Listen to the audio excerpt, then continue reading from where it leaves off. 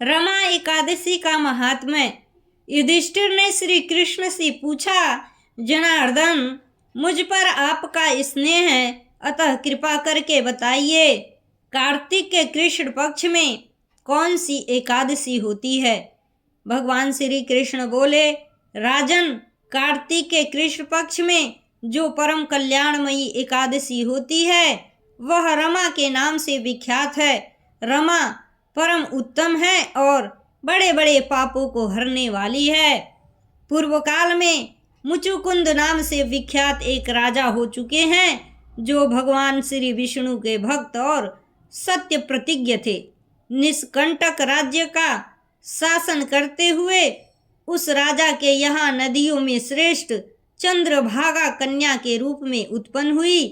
राजा ने चंद्रसेन कुमार शोभन के साथ उसका विवाह कर दिया। एक समय की बात है, शोभन अपने ससुर के घर आए।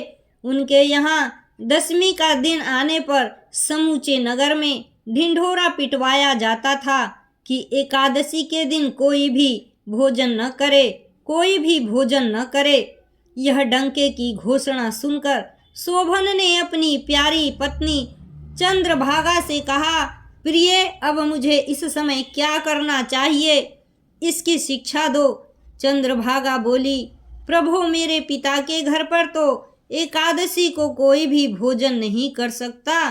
हाथी, घोड़े, हाथियों के बच्चे तथा अन्य पशु भी अन्न, घास तथा जल तक का आहार नहीं कर पाते। फिर मनुष्य एकादशी के दिन कैसे भोजन कर सकते हैं? प्राणनाथ, यदि आप भोजन करेंगे तो आपकी बड़ी निंदा होगी। इस प्रकार मन में विचार करके अपने चित्त को दृढ़ कीजिए। शोभन ने कहा, प्रिय, तुम्हारा कहना सत्य है, मैं भी आज उपवास करूंगा। देव का जैसा विधान है वैसा ही होगा। भगवान श्री कृष्ण कहते हैं, इस प्रकार दृढ़ निश्चय करके शोभन ने व्रत के नियम का पालन किया। क्षुधा से उनके शरीर में पीड़ा होने लगी, अतः वे बहुत दुखी हुए। भूख की चिंता में पड़े पड़े सूर्यास्त हो गया।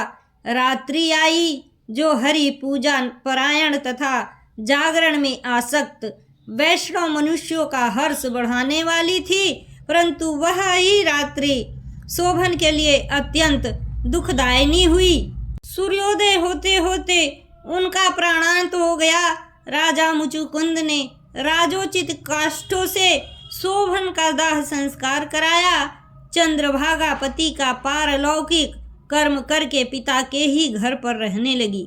नृपश्रेष्ठ रमा नामक एकादशी के व्रत के प्रभाव से शोभन मंदराचल के शिखर पर बसे हुए परम रमणीय देवपुर को प्राप्त हुआ। वहां शोभन द्वितीय कुबेर की भांति शोभा पाने लगा। राजा मुचुकुंद के नगर में सोम शर्मा नाम से विख्यात एक ब्राह्मण रहते थे। वे तीर्थ यात्रा के प्रसंग से घूमते हुए कभी मंदराचल पर्वत पर गए। वहां उन्हें शोभन दिखाई दिए। राजा के दामाद को पहचानकर वे उनके समीप गए। शोभन भी उस समय द्विज श्रेष्ठ सोम शर्मा को आया जान शीघ्र ही आसन से उठकर खड़े हो गए और उन्हें प्रणाम किया। फिर क्रमशः अपने ससुर राजा मुचुकुंद का, प्रिय पत्नी चंद्रभागा का तथा समस्त नगर का कुशल समाचार पूछा। सोम शर्मा ने कहा, राजन, वहाँ सबकी कुशल है, यहाँ तो अद्भुत आश्चर्य की बात है। ऐसा सुंदर और विचित्र नगर तो कहीं किसी ने भी नहीं देखा होगा। बताओ तो सही, तुम्हें इस नगर की प्राप्ति कैसे हुई? शोभन बोले, द्विजेंद्र, कार्तिक के कृष्ण पक्ष में जो रमा नाम की एकादशी होती है उसी का व्रत करने से मुझे ऐसे नगर की प्राप्ति हुई है। ब्राह्मण, मैंने श्रद्धाहीन होकर इस उत्तम व्रत का अनुष्ठान किया था, इसीलिए मैं ऐसा मानता हूँ कि यह नगर सदा स्थिर रहने वाला नहीं है। आप मुचुकुंद की सुंदरी कन्या चंद्रभागा से यह सारा वृतांत कहिएगा। शोभन की बात सुनकर सोम शर्मा ब्राह्मण मुचुकुंदपुर में गए और वहां चंद्रभागा के सामने उन्होंने सारा वृतांत कह सुनाया। सोम शर्मा बोले, सुबह मैंने तुम्हारे पति को प्रत्यक्ष देखा है तथा इंद्रपुरी के समान उनके दुर्धर्ष नगर का भी अवलोकन किया है। वे उसे अस्थिर बतलाते हैं, तुम उसको स्थिर बनाओ।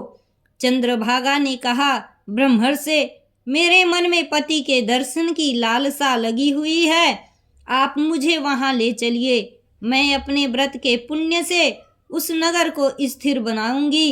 भगवान श्री कृष्ण कहते हैं, राजन, चंद्रभागा की बात सुनकर सोम शर्मा उसे साथ ले मंदराचल पर्वत के निकट वामदेव मुनि के आश्रम पर गए। वहां ऋषि के मंत्र की शक्ति तथा एकादशी सेवन के प्रभाव से चंद्रभागा का शरीर दिव्य हो गया तथा उसने दिव्य गति प्राप्त कर ली। इसके बाद वह पति के समीप गई। उस समय उसके नेत्र हर्षोल्लास से खिल रहे थे। अपनी प्रिय पत्नी को आई देख शोभन को बड़ी प्रसन्नता हुई। उन्होंने उसे बुलाकर अपने वाम भाग में सिंहासन पर बिठाया।